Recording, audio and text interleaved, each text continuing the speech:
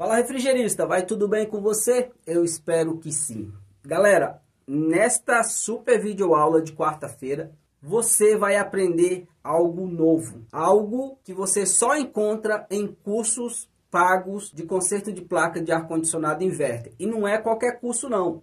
Tem cursos por aí que chega a custar quase R$ 3.000. Só que o que eu vou te ensinar hoje é no 0800, é totalmente gratuito. Se você quiser, evidentemente. E, na verdade, não é totalmente de graça, porque eu vou te pedir algo. Para você deixar aquele like, se inscrever no canal. Se por acaso não tiver tempo de assistir esse vídeo completo agora, salva ele nos seus favoritos e aí você assiste aos poucos, tá bom? Vou procurar deixar o vídeo fatiado em capítulos, né? Se você estiver assistindo pelo computador, você colocar o mouse na barra de progresso ali do vídeo, você vai ver que ele vai ter partes, né, para mais ou menos de 10 minutos, para você não perder absolutamente nada desse conteúdo, tudo bem? Não é segredo para ninguém que já há algum tempo o pessoal fala, pessoal, ar-condicionado on-off, ar-condicionado convencional está com os dias contados.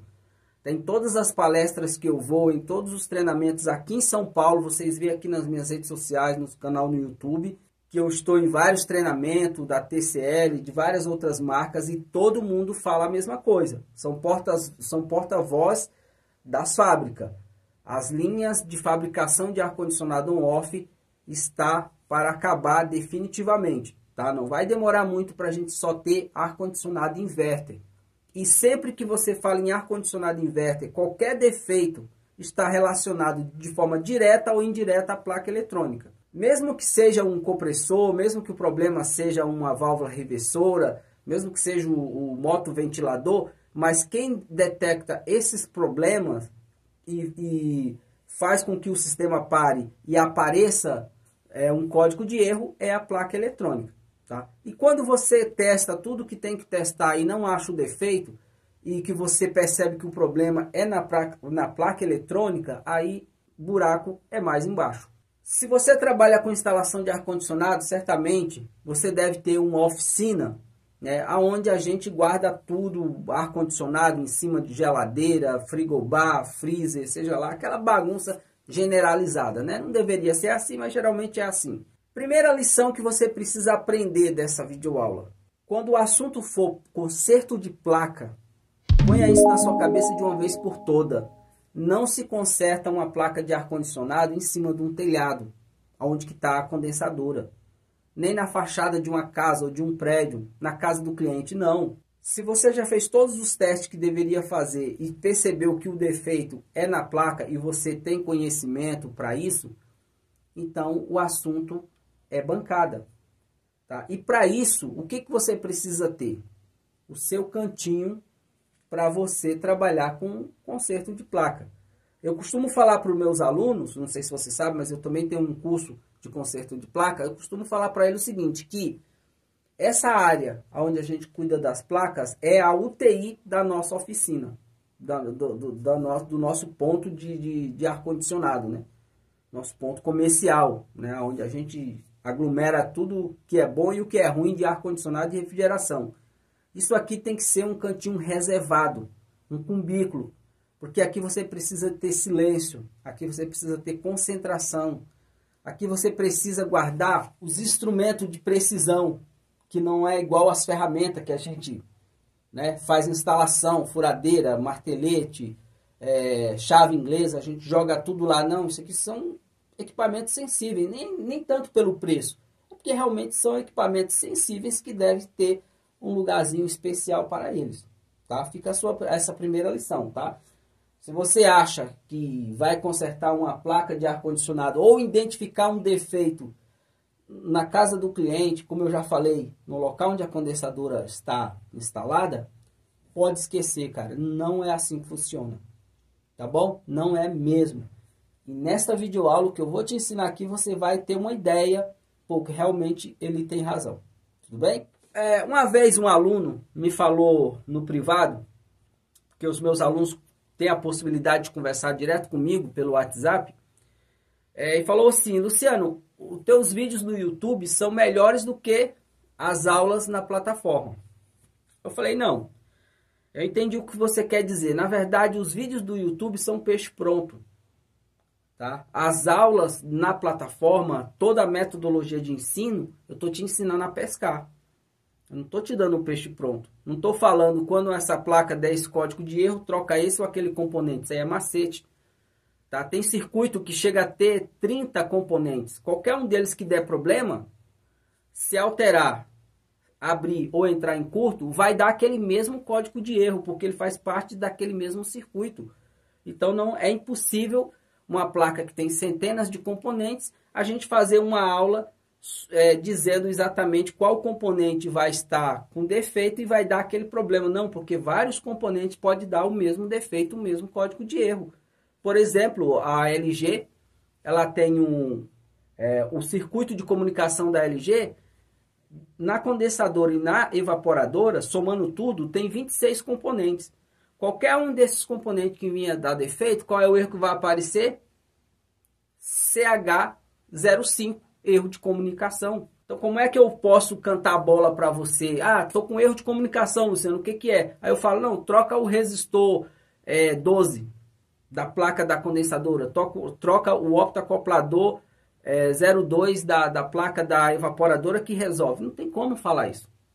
Tem que se fazer rastreamento, localização dos componentes, rastreamento de trilha e testar os componentes que estão mais em evidências, né? Que geralmente são os primeiros, os que trabalham mais, os que trabalham com corrente mais alta, que geralmente são os que mais podem dar problema. Caso contrário, vai para os outros que são uns poucos mais sensíveis, dão menos problema, mas são mais sensíveis, né? Como resistores SMD, transistor SMD e coisas dessa natureza. Beleza? Ok. Vamos partir do princípio que você tenha o seu cantinho, a sua UTI da sua oficina, beleza? Segunda dica. Você precisa, para fazer diagnóstico em um defeito em uma placa, você precisa ter iluminação suficiente. Tá? Não pode estar no escuro, tem que estar claro, o mais claro possível, tipo o estádio do Maracanã. Assim, ou melhor, tá? Assim ou melhor. Qualquer outro item que você precisa.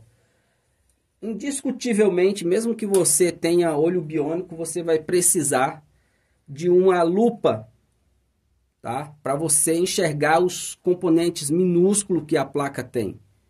Beleza?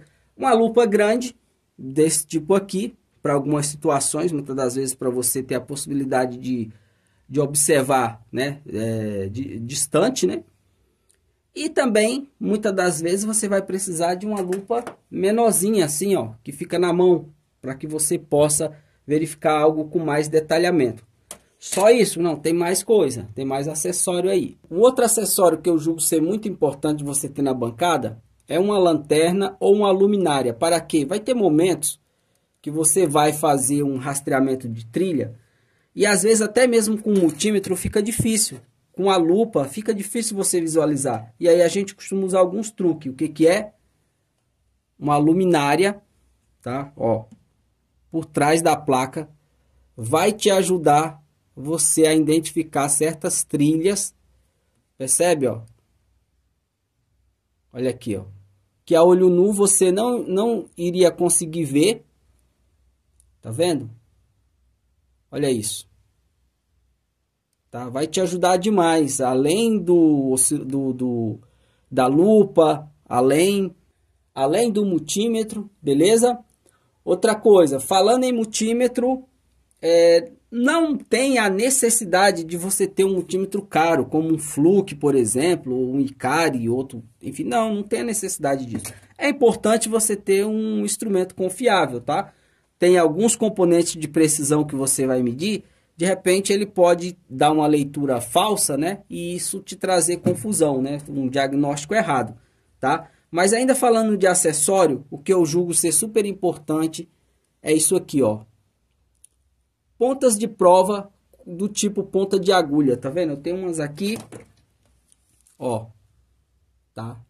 Ter acessórios, tá vendo aqui, ó? Ter acessórios para você fazer... para te ajudar, né, para te auxiliar, como por exemplo um cabinho como esse daqui, tá vendo? Esses cabinhos de fazer ensaio, né, em protoboard, né? Aqui por exemplo, ó, deixa eu só ampliar aqui, ó, aqui por exemplo ele cabe aqui, ó, perfeitamente, ó, viu só? Então tô precisando fazer um rastreamento, ó, eu posso pegar aqui, ó, essa ponta de agulha. Posso pegar essa ponta de agulha, ó, colocar aqui, deixar ela fixa, né? Ou a outra parte, se for o caso. Aqui, ó, ficar na escala de diodo, né? Ou de continuidade. E aí eu vou fazer um rastreamento, por exemplo, aqui, ó, deixa eu ampliar direito. Perceberam? Estou fazendo um rastreamento. Aqui tem um resistor que, ó, talvez, não sei se está vendo bem na imagem. Mas olha, tem um resistor SMD aqui, ó. Eu consigo com muita facilidade fazer esse rastreamento, né? Com esse acessóriozinho aqui que está me ajudando demais, né? Fico com uma mão livre. Bom, agora vamos para a prática, pessoal. Eu vou dar um exemplo clássico aqui. Digamos que uma hora dessa você tá com um erro de sensor, tá? Tá com erro de sensor. O que a gente costuma fazer? A gente costuma tirar o sensor, medir para ver se ele não está aberto. O fabricante recomenda que se meça o sensor em uma temperatura de 25 graus. Se por acaso no momento tiver mais quente que isso, você pode colocar ele em um copo de água, né? Com um termômetro controlando a temperatura para ver se de fato ele está nessa temperatura que o fabricante na resistência que o fabricante indica, né? Olha só, aquele resistor lá, aquele sensor de temperatura estava ruim. Aí eu trouxe um aqui que ele é duplo, percebe? Ó? Tem um de serpentina e um de ambiente. Isso aqui é de uma LG, tá? Vamos ver qual que é a resistência dele aqui, ó.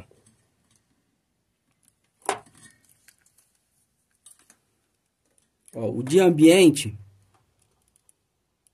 ó, tá me dando 11,48 kΩ, né? Obviamente esse daqui ele é de 10, tá? Muito provavelmente ele é de 10. Deixa eu ver, por conta que a temperatura agora tá frio aqui, tá? Deixa eu ver se eu não tô com o termômetro aqui, mas a temperatura aqui tá baixa. Muito provavelmente ele é de 10 aqui, ó.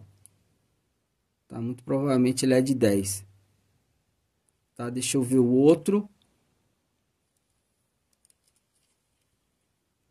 Ó, o outro tá me dando 6,16. Muito provavelmente esse daqui é de 5.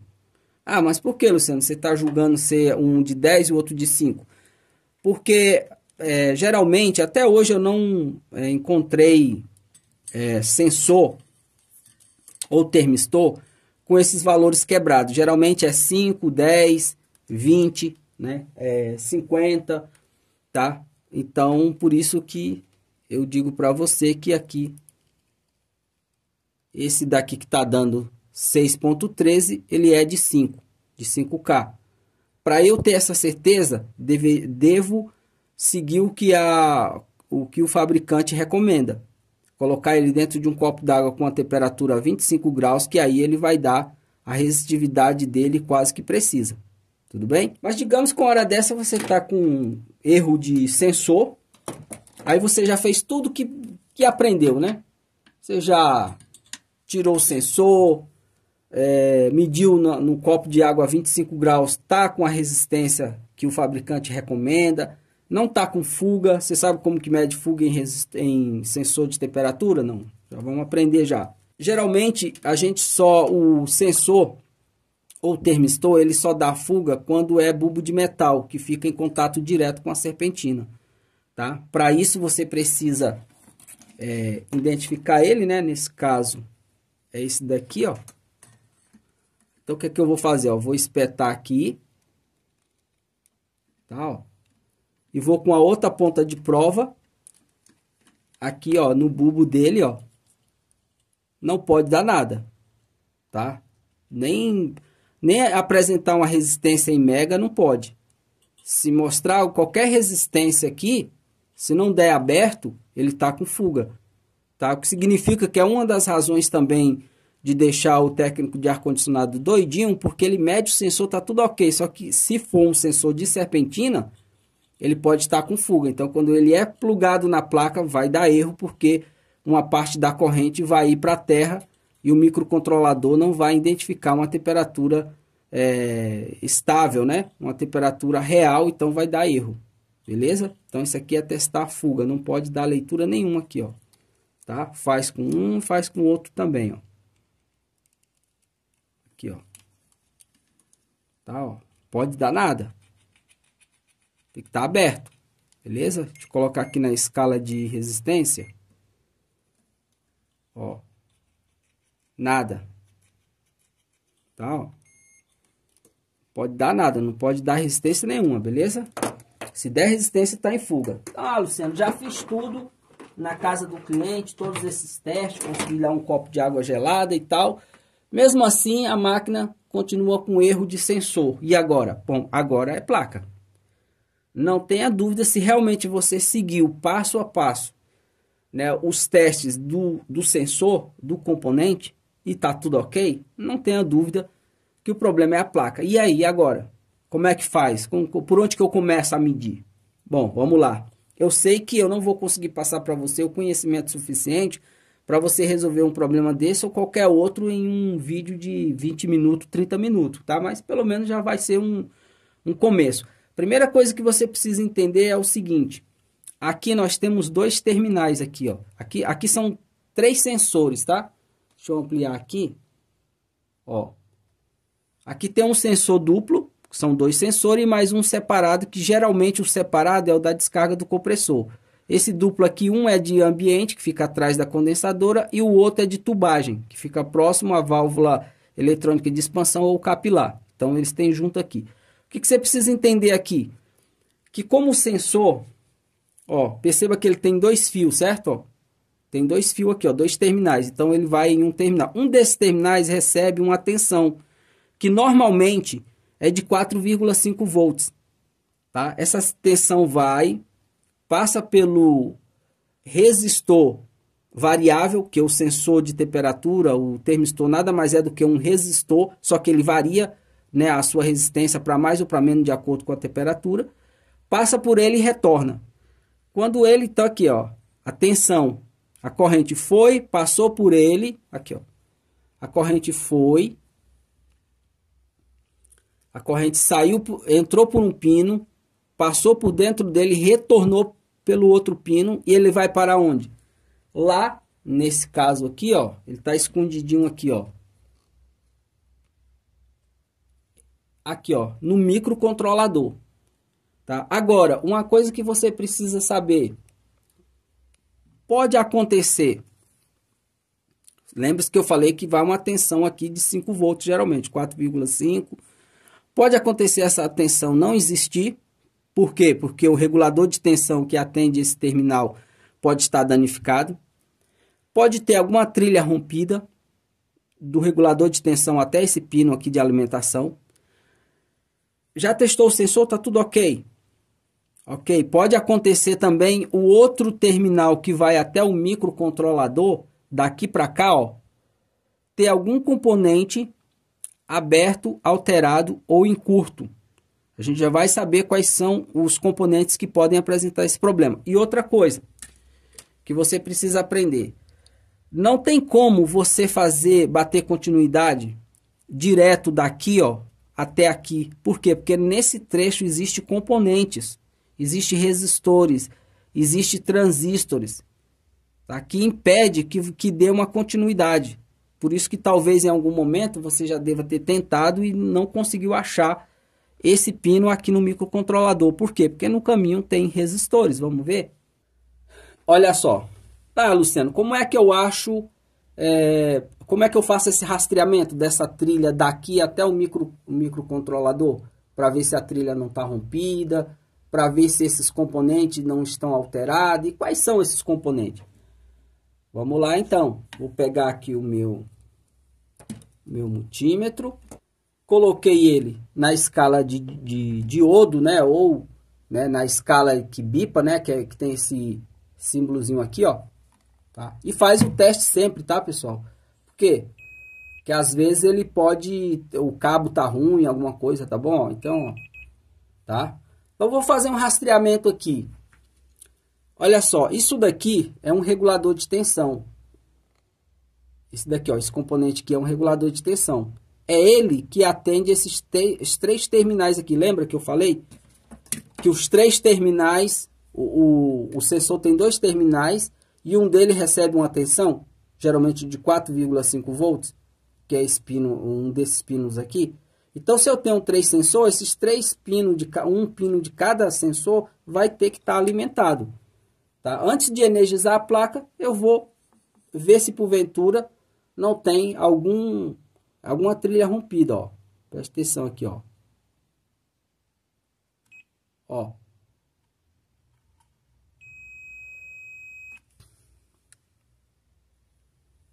Olha só.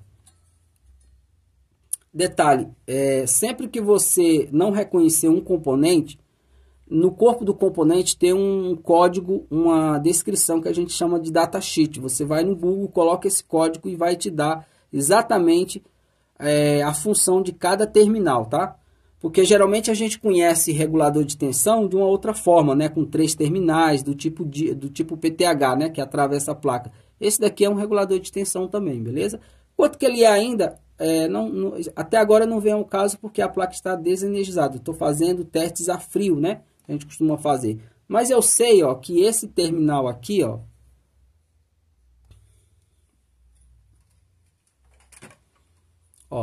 eu sei que esse terminal aqui do meio, ele está interligado com esse grandão aqui, ó.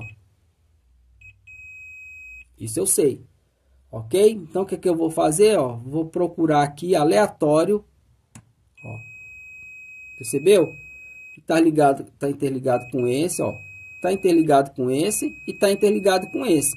Então, esse regulador de tensão, ele alimenta todos os pinos positivos desses sensores. Então, eu já sei que não existe uma interrupção nessa alimentação, pelo menos física, né? Não se sabe quando energizar a placa se vai ter tensão aqui. Pode ser que não tenha. Daí pode ser o regulador, ou pode ser esse capacitor aqui, que é o mais próximo dele. Pode estar em curto, ou algum outro componente, tá? Então, mas a fonte de alimentação, em tese, ela tá ok aqui, ó. Perceba, ó. Ok. Ok. Ok. Então, os sensores estão sendo alimentados em tese. Em tese. O teste a frio passou. Essa placa, ela ainda dá um boi pra gente, porque ela tem ainda, ó, esse soquete aqui, que faz parte dessas conexões aqui.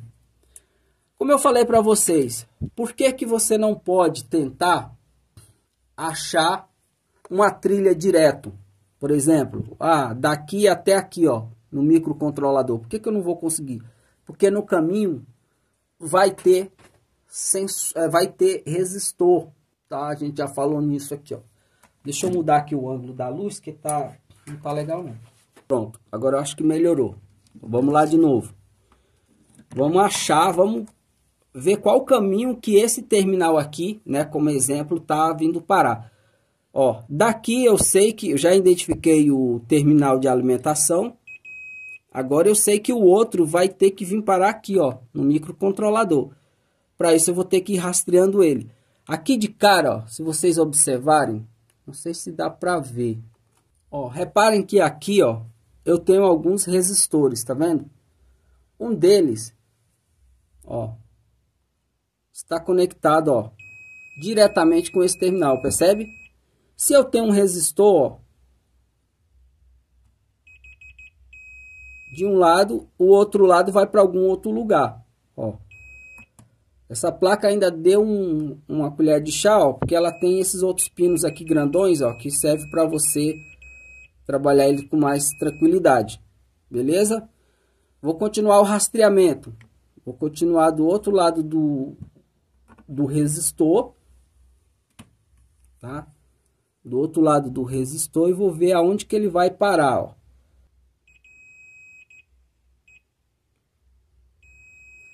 Olha só onde que ele foi parar. Deixa eu diminuir aqui.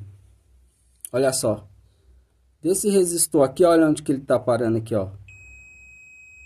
Sabe que componente é esse aqui, ó? Esse daqui. Deixa eu tentar ampliar. Isso aqui é um transistor. Tá? Ou seja, daqui, ó, daqui do resistor até aqui é um trecho de trilha, só que ele para aqui, óbvio. O transistor ele tem o coletor e o emissor e a base. A base precisa ser polarizada. Então, nesse caso aqui, ele está polarizando a base desse transistor. E aqui tem uma outra tensão para poder levar esse sinal para o microcontrolador. Aí daqui, ó, provavelmente não vai dar para ver, mas daqui eu tenho um outro resistor aqui, ó. E esse outro resistor, olha só, tá vendo? Aqui, ó. Percebeu? Então, o que está acontecendo aqui, ó? Esse resistor aqui, ó, desse resistor, ele polariza o transistor. E o transistor conduz, tem uma outra alimentação aqui, ó, que ele conduz diretamente para esse terminal aqui, ó. Percebeu? Esse transistor, ele tem uma alimentação, porque ele tem o coletor e o emissor, tá? E aqui, ó, ele também tem um outro componente, que é um outro resistor aqui, ó, que alimenta ele, ó. Tá? Interligado ao coletor aqui, ó. Perceberam? Qual é o veredito que eu tenho disso daqui? Qual é a lógica de funcionamento que eu tenho aqui, essa preliminar? Quais são os componentes que eu localizei? Localizei aqui, não sei se vai dar para ver, mas eu localizei aqui um capacitor SMD, um resistor, tá? que alimenta o coletor desse transistor. Eu tenho o transistor, já são 3 componentes, né? Um capacitor, um resistor, o transistor são 3 componentes. Logo aqui em cima, eu tenho mais o que? Um outro resistor para poder chegar aqui. Então, eu tenho um resistor, um transistor, outro resistor e um capacitor. Eu tenho 4 componentes que podem prejudicar essa informação que está voltando aqui, ó, do sensor, que pode impedir que essa informação, que essa tensão, que essa corrente chegue ao microcontrolador. 4 componentes, 2 resistores, um transistor e um capacitor. Resistor pode abrir, pode se alterar ou abrir, ele não entra em curto, tá? Não nessa situação, né? Se fosse um resistor de pull-down, provavelmente. Se baixar demais a resistência, poderia criar um curto, mas enfim. Nesse caso, nós temos um resistor SMD, um outro resistor, o transistor e um capacitor. O capacitor pode entrar em curto, o resistor pode alterar, né, para mais ou para menos, geralmente é para mais. E o transistor também pode entrar em curto ou abrir, se danificar. Então, temos 4 componentes que podem provocar o defeito de erro de sensor, além de ser o sensor, além de ser trilha rompida. Nesse caso aqui a gente já matou tudo porque deu continuidade, então não tem trilha rompida. Beleza? Localizei os 4 componentes. Eu tenho a possibilidade, se eu tiver os componentes e a habilidade, já trocar eles, já trocar os 4. Tá? Com certeza, indiscutivelmente, tem que funcionar. Ou então, se você quiser, você pode tirar os componentes um a um. O que dá para testar aqui na placa, que nem no caso dos resistores, dá para testar na placa? Dá. É só você ver aqui o resistor SMD. Esse primeiro aqui, por exemplo, ó, vocês não vão ver, mas eu vou cantar a bola. Ele é de 5.100 kΩ, tá? 5.1 kΩ, esse primeiro. Tá? Esse outro aqui, ó, que polariza o transistor, ele é que alimenta, né, o coletor do transistor, ele é de 100 ohm, tá? Ele é de precisão, tá? A tolerância dele é de 1%, porque o código dele é esse aqui, ó, 01A. Beleza? Outra coisa, ó, sempre que vocês precisarem identificar um resistor e não acharem a tabela, eu super indico esse app aqui que é gratuito, ó, Eletrodoc, tá? Aqui você tem tudo, cara, tudo. Colocou aqui, ó, 01A, ele calcula, ele falou para mim que ele é de 100 ohm com 1% de tolerância, ou seja, ele é de precisão. Você já imaginou 1% de tolerância? Tá? Qualquer alteração para mais ou para menos num resistor desse vai dar problema, vai dar erro de sensor. Então, galera, esse vídeo já ficou longo demais, mas esse é o procedimento, né? Dei isso como exemplo. Percebam que tudo parte de um código de erro para poder, a partir daí, né, a gente saber qual que é o setor que deve trabalhar. Se o código de erro é sensor, não faz sentido eu ir para a fonte chaveada, né? Não faz sentido eu retirar o dissipador para ver se tem algo errado com o IPM, né? Com qualquer outro setor da placa. Comunicação não, o problema aqui é sensor, eu vou focar no circuito do sensor. Para isso eu vou ter que fazer todo esse rastreamento que eu mostrei para vocês, beleza? Pessoal, vocês viram aí, né? Considerações finais de tudo que foi falado. Deu para perceber claramente que identificar um defeito na placa eletrônica depende do quê? De um local adequado, depende também de você ter calma, não pode ter pressa. Tá? Instrumentação, há casos e casos. Há casos que você precisa ter uma fonte de bancada, há casos que você precisa ter um osciloscópio, há casos que você precisa ter uma estação de retrabalho para trocar componentes, beleza? Então, cada ferramenta tem a sua utilidade no momento certo para a coisa certa, tá ok? Como eu já mostrei aqui, alguns componentes dá para testar na placa, que nem o transistor dá para testar na placa, se ele está aberto ou em curto, beleza? Os resistores, capacitores, quase tudo dá para testar na placa. A trilha, né? Com certeza, se isso aqui fosse um problema para valer, eu iria achar, porque primeiramente eu segui o passo a passo, né? Rastreamento do circuito, identifiquei os componentes, conheço os componentes, sei como eles funcionam, sei como testá-lo, é só fazer o teste. Inevitavelmente eu iria localizar o componente defeituoso. Localizei, aí vem uma outra história, eu tenho a habilidade de usar a estação de retrabalho, o ferro de solda para trocá-lo. Se eu não tiver habilidade para isso, eu posso de repente levar em uma casa de eletrônica, o cara conserta rádio, TV, micro-ondas, pedir para o cara, troca esse componente para mim. Mas o ideal mesmo é que você se habilite para que faça tudo, para que não dependa dos outros, né? Beleza?